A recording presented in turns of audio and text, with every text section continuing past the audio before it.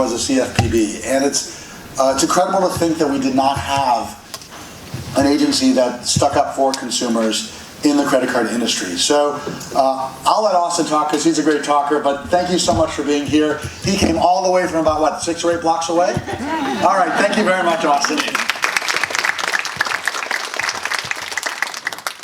Hi, everybody. Good to have you this morning. I know 9 a.m., pretty bright and early. As Jason said, my name is Austin Mueller. I work with the Consumer Financial Protection Bureau. And about a month ago, we released a report entitled The Consumer Credit Card Market for 2019. So just a little bit of background here. See if I can pop in. There we go. So I'm going to talk about a little bit why we wrote this report in the first place, the reports we've put out so far that are all available on the internet if you would like. Just go to consumerfinance.gov and type in 2019 card report, and you will find that for sure. So if anything in here is interesting to you, highly recommend you get more information by going to the website. And I'll talk about the 2019 report and some of our findings. So to start things off, you don't need to read all the text on here, but the Card Act of 2009, as most of us in this room are probably familiar, regulated a number of practices within the credit card industry. Some of those involved restricting or placing limits on certain fees, access to credit for young people who may not have full employment, people who don't have the ability to pay for those credit cards. So in addition to those important restrictions, the Card Act also mandated that we as the Consumer Financial Protection Bureau take a look at what have been the impact, what's the effect of those regulations on the industry. So I'm going to throw a lot of numbers at you today. There's going to be a lot of nice graphs. Hopefully, everybody's awake this morning to pick up on some of that. But I will be off to the right after the session if you have any additional questions or follow-up for me. So we'll jump right in. So we've put out this report. This is now our 4th report. We put one out in 13, 15, 17, and then this is our 2019 edition. And in each one of those, we explore some different topics. So we'll talk about today. I'm going to give you a 1-slide summary of a 193-page report. So that is a very valuable slide coming up next. That's the executive summary. And then I will jump into consumer use, cost of credit, availability of credit, issuer practices, and then new this year, a scholarship review on the Card Act. So a bunch of academics are looking into the Card Act's direct and indirect effects. So we'll touch on that briefly, as well as a look at the credit card debt collection market, which is something that I wasn't initially familiar with, and perhaps you are also interested. And then some of the notable innovations, which I've heard kind of buzzing around this conference so far. A lot of people interested in what we're seeing there. So to kick things off, we'll look at the executive summary, and I recognize that that is very small to read. Let's see, I got this here. It's pretty bad when I can't even read it. Okay, so generally, we're looking at pretty stable market conditions. I think we would all agree that a lot of people holding credit cards are pretty happy with them. A lot of people enjoying getting those rewards benefits or other benefits on the card. We're still seeing pretty low payment rates across the industry. Delinquency rates are low. And profitability within the industry is still within that historic norms. We're not seeing too many declines there. And we're seeing a lot of new people coming into the market. I know that everybody's talking about the Apple Card, for example, new entrant there. Total cost of credit, which is something I'll talk about a little bit in a minute, has increased over the last 3 years. So we're keeping an eye on that. While the availability of credit, so how easy it is to get a credit card, has remained stable or even decreased slightly over the last couple of years. And we'll talk about some of the possible reasons for that. I'm going to go ahead and skip through. Okay. So taking a look at these charts. So I love charts. Hopefully you do as well. And if you want to reproduce any of these, please feel free to send me an email, and I'll make sure you get something you can use to put on one of your posts. But looking at the way consumers use credit cards and how that's been changing over the last few years, I want to direct your attention to the top left here. So GP stands for general purpose, and that is in contradiction to private label cards Your general purpose cards are the cards you can use anywhere at any merchant, whereas private label is specific to one merchant. So looking at the general purpose card market, you notice the really large line there at the top. That's your purchase volume. So consumers have over doubled their purchase volume on credit cards since 2015, or 2005, excuse me. Meanwhile, balances, which is often making headline news, the total balances within the market is exceeding $1 trillion, or it's higher than ever. But we actually found that in real terms, so inflation adjusted, that actually wasn't the case. And when you compare it to how often people are using these cards to make purchases, purchases comes out way ahead of the growth in balances, which suggests to me that people are actually using their cards to rack up rewards and paying them back, not necessarily carrying additional balances. Another interesting finding here on the top right, this is my favorite graph in the whole report, I would say. This is our utilization graph. So the bold lines are 2018 and the dashed lines are 2007. And you'll see kind of a gradual shift to the left. And what that means is, because this is a distribution curve of the utilization percentages, all that to say that at every credit score tier band, you're seeing more consumers have higher utilization numbers than ever before. We've seen that trend go from 2007 to 2010 and now to 2018. Moving on to digital and mobile, I want to drill down a little bit. This is probably not going to come as a surprise to anyone in this room, but we're seeing increased use of digital tools. So people using their online portal to conduct their banking involving credit cards, as well as mobile apps. I want to draw your attention to that in particular because we've seen the enrollment rate of mobile go from something about 30% and up to nearly 60% in 2018. Drilling down a little bit more into age brackets, we were lucky to get this data this year. Unsurprisingly, for folks under 25, mobile enrollment rates are almost 100%. So if you're under 25, you probably are engaging with the app. But as you notice, even for folks above 65, increases in the mobile enrollment rates is pretty notable. And I will point out, some folks in the industry have discovered that for older folks engaging with the mobile apps, they actually report higher satisfaction with their mobile apps than do young people. I think part of that is probably because younger people have come to expect a number of functionalities on those apps. But that's just my speculation. All right, so moving on to cost of credit. So how does the CFPB think about how much credit cards cost people? So there's a couple of components of how much a credit card costs you. One of them is how much it charges you in fees, including annual and late fees, and also how much it charges you in interest on balances that you carry month to month.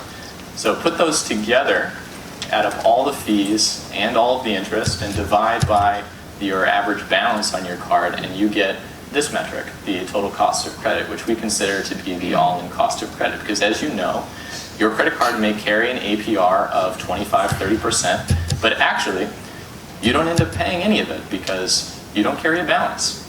So your effective cost of owning that card may in fact be a lot lower than the APR stated on your card. So looking at general purpose total cost of credit, as well as private label on the right, you'll see some differences. As you go across the credit score spectrum from super prime to deep subprime, that's left to right, you'll notice that the cost of credit is higher for people with lower credit scores. That probably comes as no surprise. And part of that is due to interest, which is in the dark shaded portion. And then the hashed portion is the fees component of that total cost of credit. So there's a lot going on in this chart. So if you look over on private label, you see a little bit of a different picture. So while general purpose total cost of credit has increased over the last few years, most of that is due to increases in the federal funds rate or the Wall Street Journal prime rate, which a lot of these credit cards are pegged to. Whereas on the private label side, you see that total cost of credit really hasn't changed that much. And APRs for private label cards tend to be fairly flat between the different credit score tiers, but you still see the overall effect of total cost of credit has some risk differentiation here, and most of that is due to late fees. About 95% of the fees charged on a private label card are actually late fee based. So looking at fee composition for the general purpose cards as opposed to private label, still almost half of the fees charged on those cards are late fees. But things are changing. Annual fees are increasing. As I know a lot of us report on the uptake in certain credit cards that charge very high annual fees.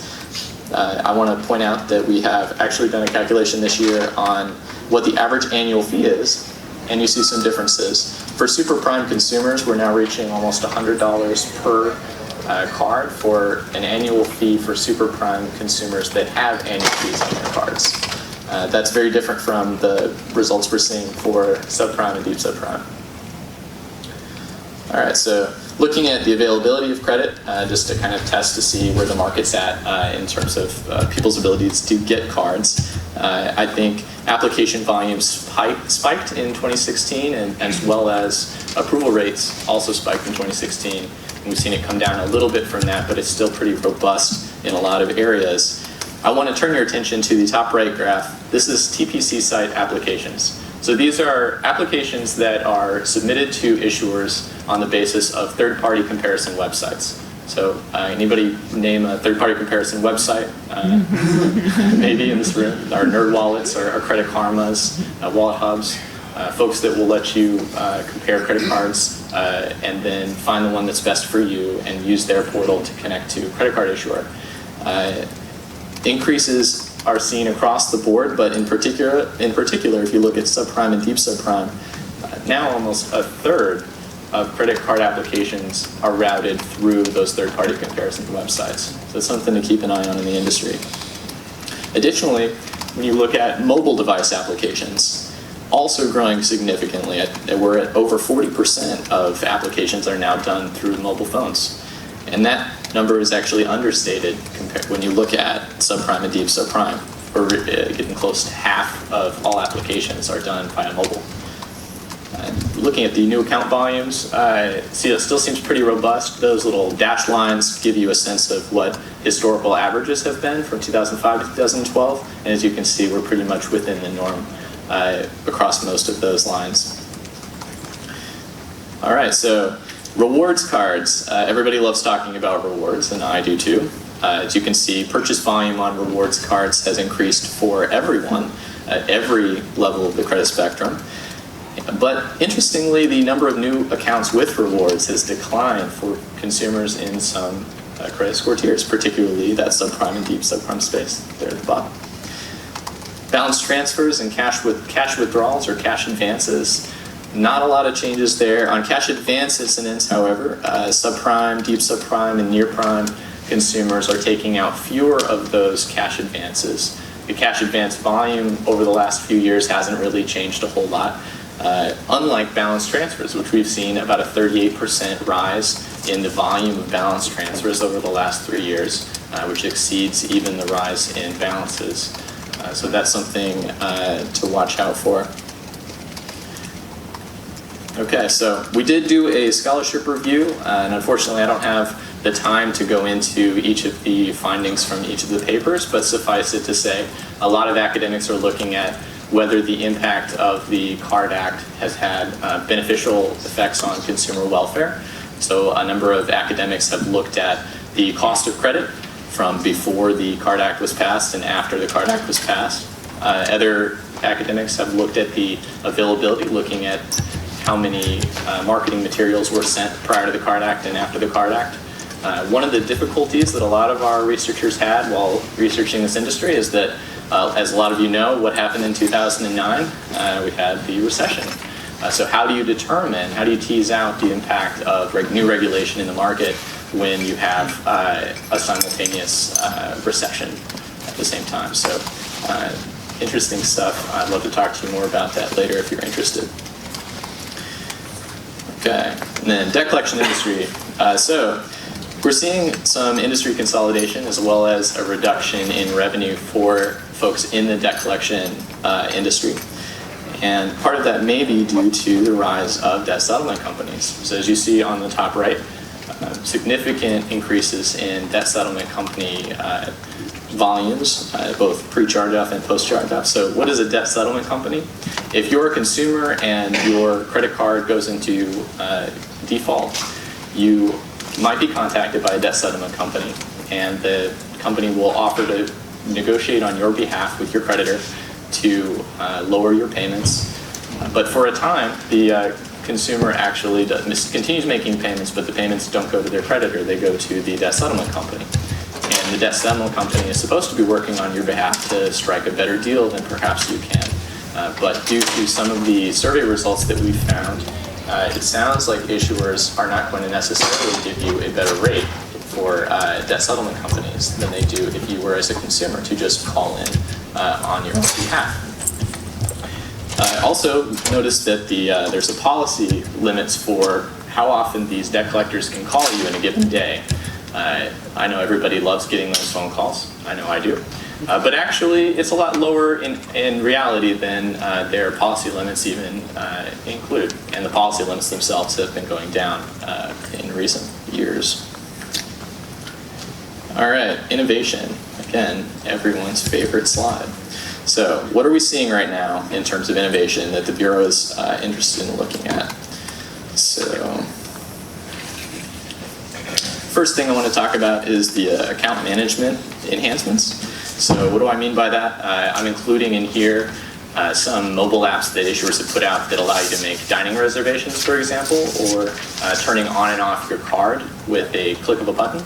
So somebody was speaking about it yesterday, and Sagar was talking about this in a panel, that Barclays had put out a tool that lets you do just that. If you leave your credit card at a restaurant or something happens to it, or you misplace it, you can turn it off and avoid any kind of accidental fraudulent transactions going through there, as well as increased repayment options. So a lot of you have heard about American Express or My Chase Plan or Citi coming out with the Flex Plan, options for you to convert part of your credit card balance into a fixed term loan with periodic payments, much like Affirm offers in the market today. It's another thing we're seeing.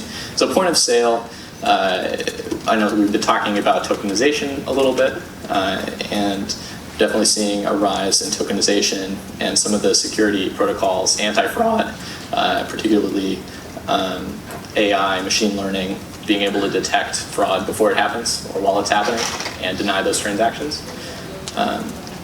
Also, credit risk assessment and underwriting is changing.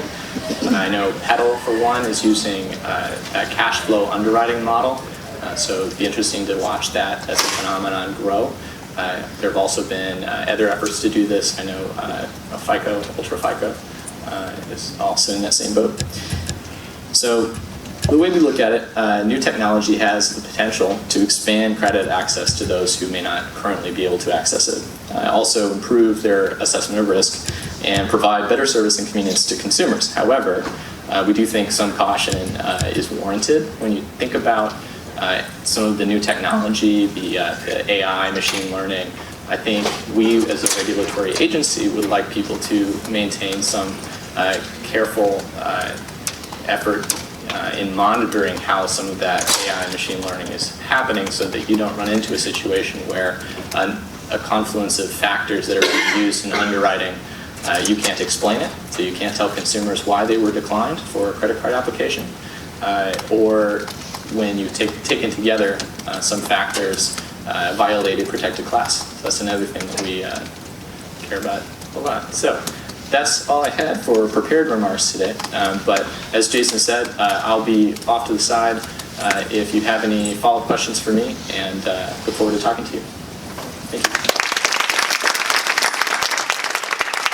Thank you very much, Austin. Yeah, so here's referring to our iCommissions Meet the Speaker Lounge, which is always a big hit because it gives you a chance to sit down with Austin, shake his hand, get his business card, and meet with others who are doing so as well, and form those connections around that. So speaking of connections, again, I'd like to encourage everyone to use that Meeting Mojo software. We're going to be putting out those table cards so people know which table to meet at. And you know, I have to give a big thanks to VantageScore, because like I said yesterday, they were the company that believed in this event in the beginning, throughout the 3 years of this event, hopefully with next year as well. They have this fantastic booth there where you can get a video of yourself that you can use on your sites. and on your social media. So I strongly encourage you to take advantage of this great opportunity. Probably the last time I'm up here on stage today. We have this great networking opportunity. People have always told me that this event is as much about the great content as it is about the great networking, which basically says all of you here is what makes this event special. So if I don't get a chance to say so again here on stage again, thank you so much for coming. This has been such an amazing week or so putting this all together.